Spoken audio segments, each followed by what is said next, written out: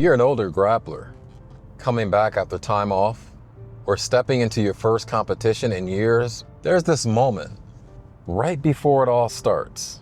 You haven't even touched hands yet, but your chest tightens, your breathing kind of shifts, and your mind starts to race. Your body's already preparing for a fight, whether you're ready or not. Sometimes we call it nerves, others call it anxiety, but it's really just adrenaline. And if you don't know how to control it, it will ruin your timing, wreck your technique, and maybe even get you hurt. That's why I use something called the adrenaline audit. It's a system I've built over years that keeps me calm when the stakes are high and the chaos is swirling around me, including on the mats. But I didn't learn this in a gym, and I certainly didn't learn it from a Jiu Jitsu coach, but I learned it over 30 years ago, and I was not wearing a gi. I still use that system before I get on the mat. And when I haven't used it, the results have been devastating. So we're going deep today into the mental side of Jiu Jitsu. Because if you don't get this right, it doesn't matter how sharp your technique is. Because when you need it most, it will not show up. Welcome to the Alchemy of Struggle, baby.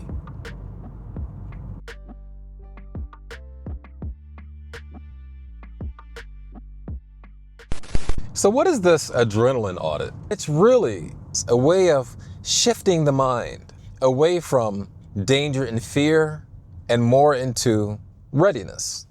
I mean, you can have great technique, great cardio, great timing, but if your adrenaline takes over before the roll starts, none of that really matters. And we know what it feels like when it shows up. You get that tunnel vision, racing thoughts, shaking hands, dry mouth. And when it's really bad, it leads to overreactions, really bad decisions, and much faster injuries. But this isn't fear. That's just your interpretation. It's really your body doing you a favor by preparing you for war. The problem is most of us do not know what to do with that preparation. So we panic. That's where the adrenaline audit will save you. So the very first step in the adrenaline audit is to reframe it. Well, normally when that adrenaline comes on, you're about to get on the mat or you're going into some kind of a tense situation. Your muscles get primed for battle. Your focus narrows. Your heart rate increases. But this is your body doing exactly what it's supposed to do, because if you were in a true fight or flight situation, you need quicker reaction times. You need to be stronger and feel stronger. You need your vision narrowed because you need to focus narrowly on the danger that's in front of you. It's prepping your body so that you can properly defend yourself and get out of that situation alive. You're faster and your technique is razor sharp if you reframe adrenaline properly as preparation for battle. Step number 2, you got to redirect the energy. Now that the power is on, where do you point it?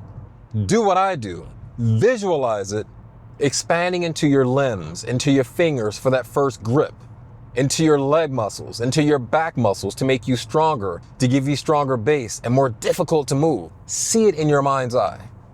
The problem with adrenaline is when it first floods our mind and our body is that it becomes like this bright floodlight that illuminates everything.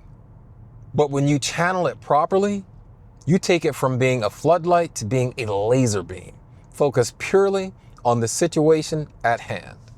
And when that happens, game changer. What's step number 3? You might think of it as a little bit silly, but I think it's essential.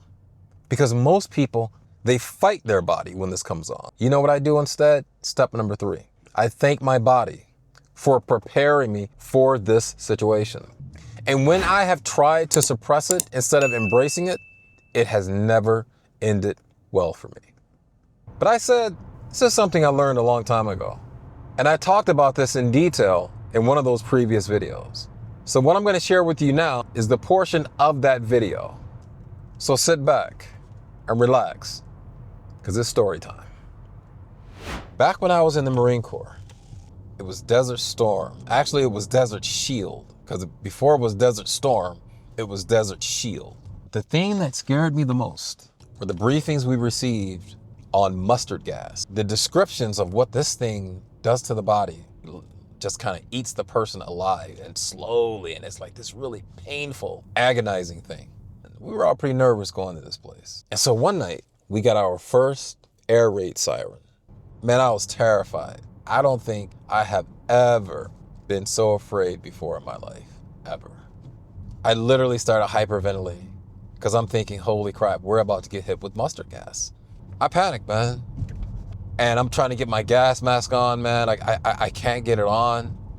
And we have been through training, man. But, you know, boot camp, you go through the gas chamber. The room is hazy and smoky, and everyone's just kind of like nervous as hell, man, because you know this is about to be some pain, right?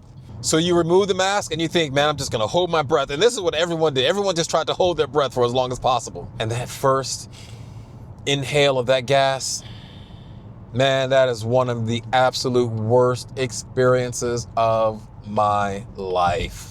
And then eventually they tell you, done and clear. So that means you put your gas mask on and you go through the routine of blowing the gas out of your mask and sealing your mask. And then you come out of the gas chamber, man.